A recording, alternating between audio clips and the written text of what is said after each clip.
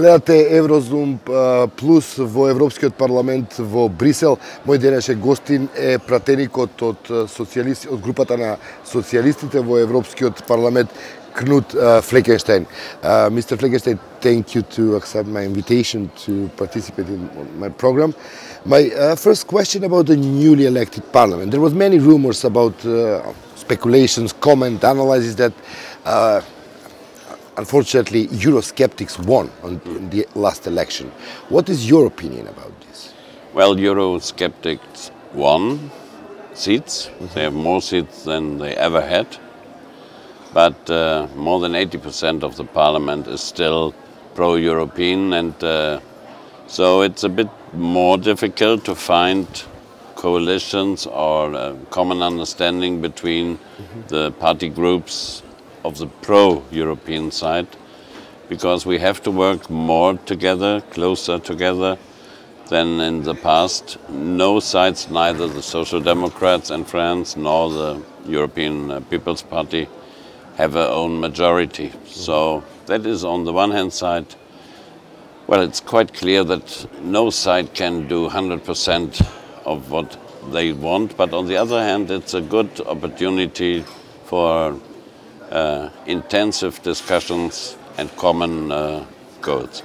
How it is going to reflect the process of enlargement, one of the most successful projects in the history of the European Union? Yes, it is really a very successful process. Although you know that in some of our countries, governments and population is a bit hesitant how fast we should continue.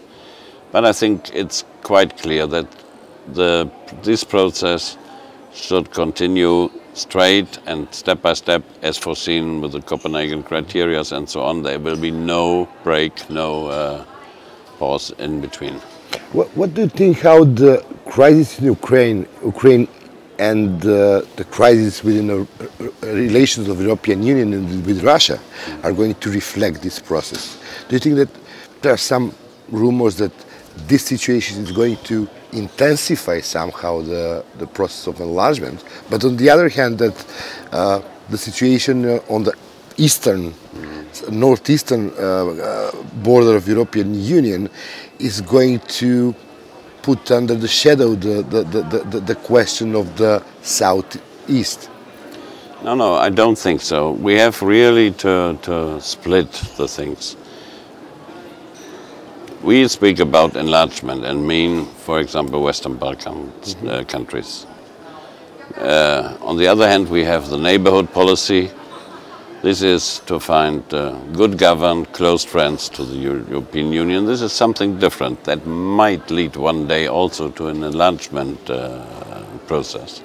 But for the time being, it's not enlargement, it's really neighborhood policy.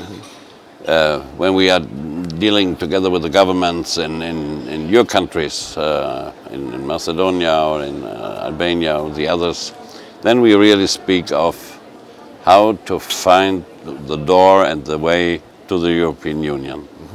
When we speak with the countries of the Euronest states, from Belarus, Ukraine, up down to Azerbaijan, we speak about good relations, fair trade agreements, assessment, but not accession.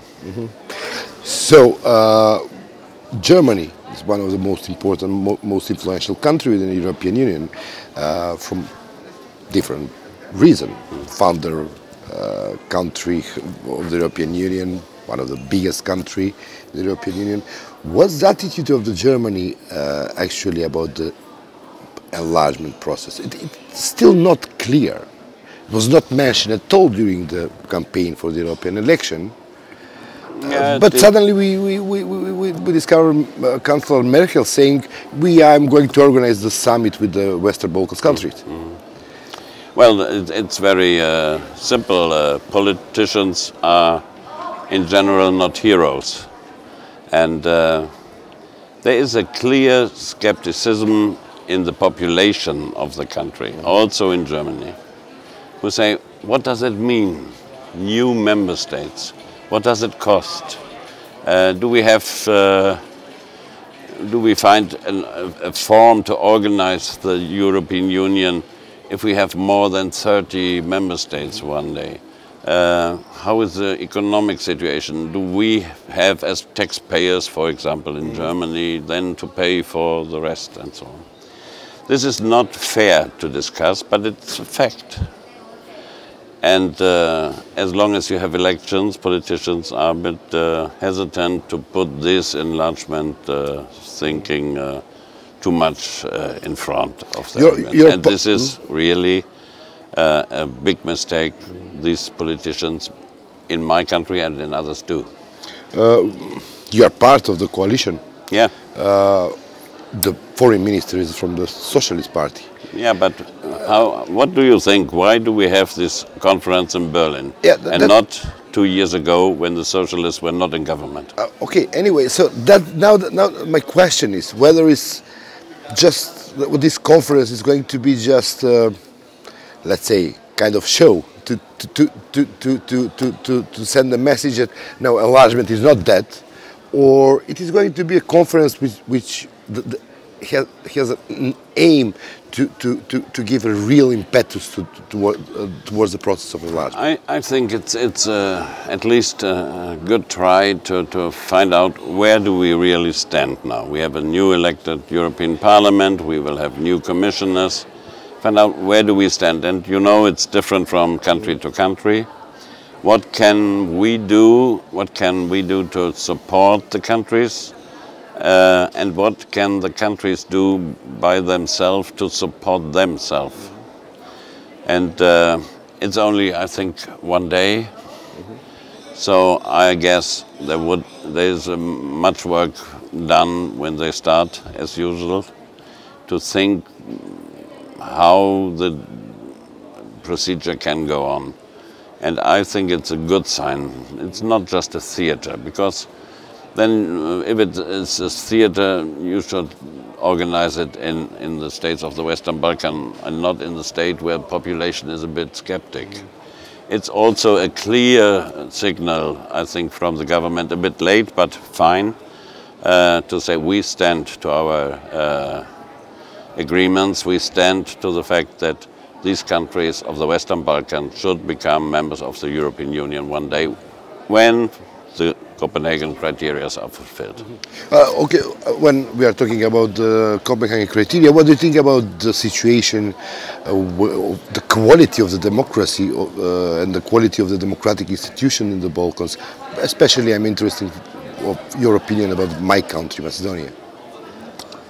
Well, it's different, and I'm not a judge, but I think it's really different, and we see progress step by step in Serbia, in Albania starting.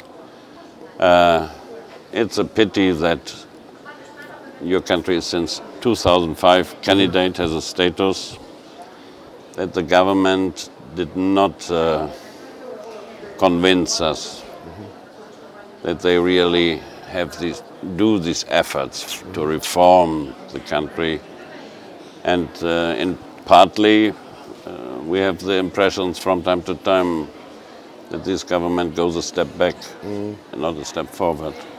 So I think what we really need more is a more intensive dialogue to find out whether all the countries in the Western Balkan really want to be part of the European Union. Because we should not ask you, the countries there, to do us a favor, to reform this and this because we like it so much. It makes only sense if the government and the people in the countries want to join. Yeah. To join the values. Yeah. And it makes only sense if it's something what governments and population in the countries think it's good for us and not is good to do the people in Brussels a favor that we can. Now back to the Berlin conference. Do you think that it is going to be one of the, let's say, question which I really try to resolve the question, to find the answer? I hope that they at least find answers how to proceed what are the general guidelines where every country then has to find his steps how to follow that. And I really hope that it's a serious and honest conference. And honesty is not to tell everybody you are a good guy, it's wonderful, and let's continue. It's also to say, no, you are very slow. We have not the impression that you do enough. So only if you are very close to each other, you can step on each other's feet. But sometimes I think we should be more honest than we are. One of the obstacles for Macedonian integration process is a problem with Greece. Do you think that in these circumstances, I mean, created after the European election, what is happening after this crisis in Ukraine, relations with Russia, are going to create some new, maybe, atmosphere which will enable finding the solution for this remaining problem, which is, I mean, 20 years, almost more than 20 years.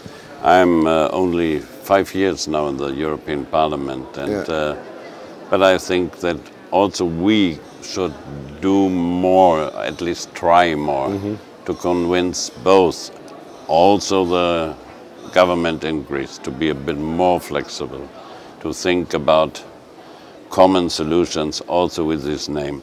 Quite frank, nobody outside of Greece and Macedonia doesn't understand this problem.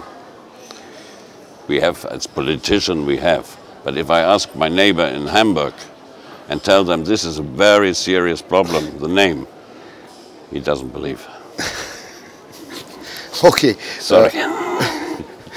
Mr. Fleckenstaјn, thank you very much to be part of my program.